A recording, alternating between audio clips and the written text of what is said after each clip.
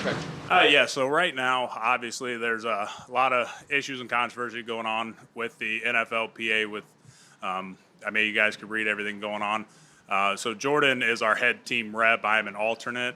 Right now, it's really just kind of getting rid of anything that was a problem and then establishing a baseline and kind of getting everything in order, right? When your house is a mess, you got to start somewhere. You go room by room, clean it up, and that's just kind of where they're at right now.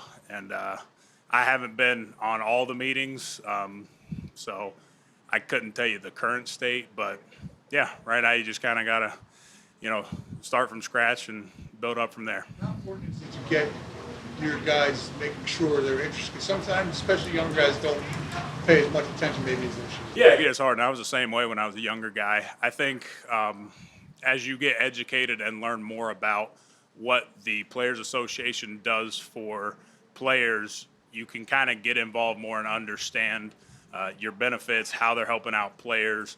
The real thing is taking care of all players and making sure that everybody's, with benefits, pension, retirement, insurance, all that stuff.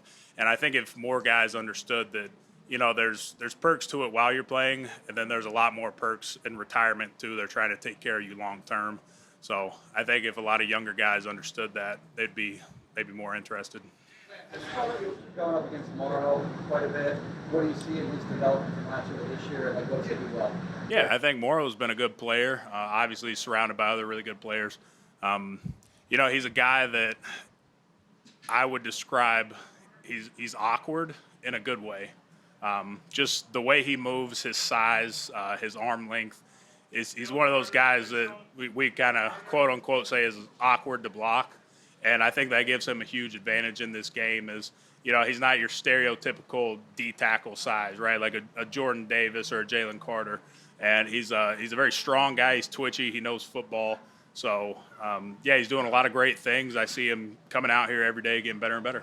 You guys have done a lot of work with crowd noise this week, silent counts. How do you think you guys are handling that up front? Like a little pre-snap stuff here. So you're just talking about like cadence in general? The crowd noise, the silent counts, all the stuff you've been working on this week.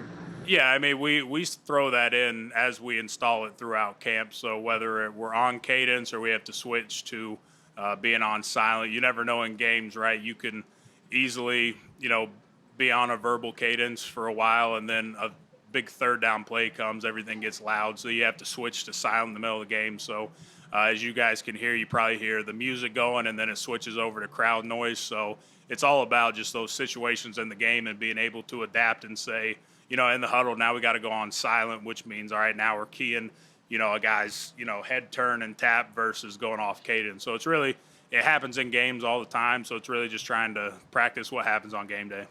You guys had trouble snapping the ball the other day. As a guy who played center, is it easier said than done? What's the hardest part about that, particularly the shotgun, obviously? Yeah, again, I don't know why the issues came up. It could be sweat, could be a lot of different things. Again, as a center, that's one of your main jobs is to snap the ball. So, we see those mistakes. Hopefully we learn from them and get them corrected. Landon, you guys are really fired up on the sideline for like the twos and the threes, like Saquon and Jordan. That's not something you see on every team. Is that just who you guys are? Why are you guys so into that?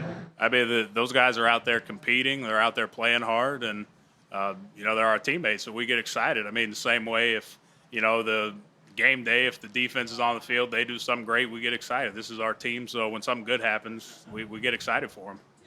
What kind of guy is Saquon great? He just seems to be into everything. Yeah, I mean, Saquon's a great dude. When it comes to on-field and off-field stuff, I mean, he's got energy every day. He comes in with a smile on his face. He wants to go out here and, address things, make sure that we're running the right plays. Everybody's on the same page, communicating with quarterbacks, offensive line, everybody. An awkward guy to block. What do you have to do differently against that guy like this? Yeah, so it's hard to say awkward. It sounds insulting, but it's actually a compliment. So I just want to clarify that. So Morrow has it a bit, just the way he's built, the way his arms and legs are. He has an ability to play at, like, if you think about your chest being straight up, he can play at such a low level that when you're going to block, it's like awkward because if you go to punch something that's face like this, your hands really don't have anywhere to go. So it takes some adjustment. I think it presents a lot of issues for not only us but other teams. Yeah, One more question. Jordan Davis. Going back to what you said that on game days you're excited when defense makes plays. Does that mean that you're not excited when they make plays in practice? Usually not. I mean, especially whenever you guys are on the field with us too. I usually don't get excited when you make a play because that usually means we messed up. Okay. So, now game day is a different story. We're on the same team. Practice wise, we're on different teams. Gotcha. Whenever we're on the field, now when we're off the field, now we all one team. You know what I mean? Absolutely. Situational football. I'll put it on Twitter for you. Don't worry.